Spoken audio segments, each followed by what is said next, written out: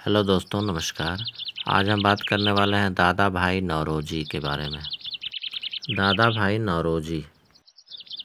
Naoroji British कालीन भारत के एक पारसी बुद्धिजीवी, शिक्षा शास्त्री, कपास के व्यवसायी तथा आरंभिक राजनैतिक एवं सामाजिक नेता थे।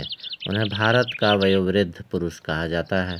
1892 से 1894 तक वे यूनाइटेड किंगडम के हाउस ऑफ कॉमर्स के सदस्य थे।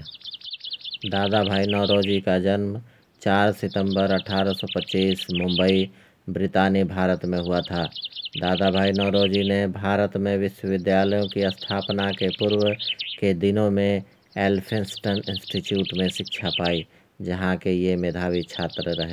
उसी संस्थान में अध्यापक के रूप में जीवन आरंभ कर आगे चलकर वहीं के वे गणित के प्रोफेसर हुए, जो उन दिनों भारतीयों के लिए शैक्षणिक संस्थाओं में सर्वोच्च पद। साथ में उन्होंने समाज सुधार कार्यों में अग्रगामी और कई धार्मिक तथा साहित्य संगठनों के यथा students literary and scientific society के प्रतिष्ठता के रूप में अपना विशेष स्थान बनाया।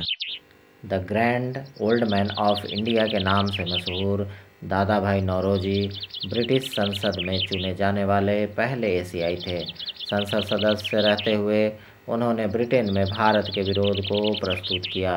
दादा भाई नौरोजी ने भारत की लूट के संबंध में ब्रिटिश संसद में ड्रेन थ्योरी पेश की।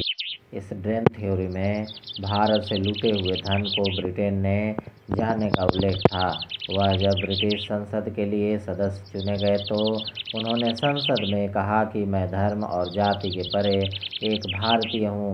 वह कहा करते थे कि जब एक शब्द से काम चल जाए तो दो शब्दों का प्रयोग नहीं करना चाहिए। वर्ष 1874 में वह बड़ौदा के प्रधानमंत्री बने और तब वे तत्कालीन बम्बई के लेजिस्लेटिव काउंसिल के सदस्य चुने गए।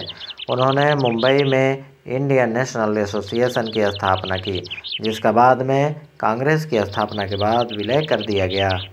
दादा भाई नौरोजी ही वे पहले व्यक्ति थे जिन्होंने स्वराज का नारा देकर स्वशासन की मांग की थी। अपने अंतिम समय में दादा भाई प्रायः अस्वस्थ रहते थे। दिनांक 1 जून 1917 को प्रातः गंभीर रूप से बीमार पड़ गए। मुंबई में 30 जून 1917 की शाम को उनका निधन हो गया। उस समय उनकी आयु 92 वर्ष की थी। दादा भाई का पार्थिव शरीर पारसी रीति रिवाज के अनुसार टावर ऑफ साइलेंस को अर्पित कर दिया गया। इस प्रकार की और सारी वीडियो देखने के लिए कृपया लाइक, शेयर और सब्सक्राइब करें।